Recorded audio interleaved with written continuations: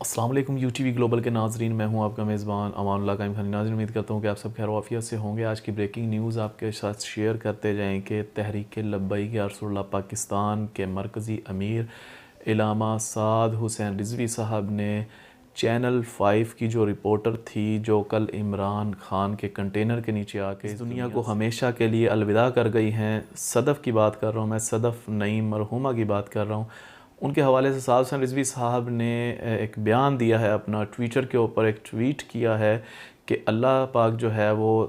نجی T V channel کی جو صحافیہ تھی صدف نعیم مرحومہ، ان کے جو ہیں اللہ پاک مغفرت فرمائے، اور یہ جو واقعہ ہے یہ قابل افسوس ہے اور افسوسناک واقعہ ہے۔ سعد حسین رضوی صاحب کا یہ کہنا تھا، یہ تھی بریکنگ نیوز جو میں نے آپ کے ساتھ شیئر کی کہ تحریک لبیک یا رسول اللہ پاکستان کے امیر سعد حسین رضوی صاحب نے اس واقعہ پر جو ہے، اس ثانیہ پر جو ہے بڑے دکھ کا اظہار کیا۔ اس کے ساتھ ساتھ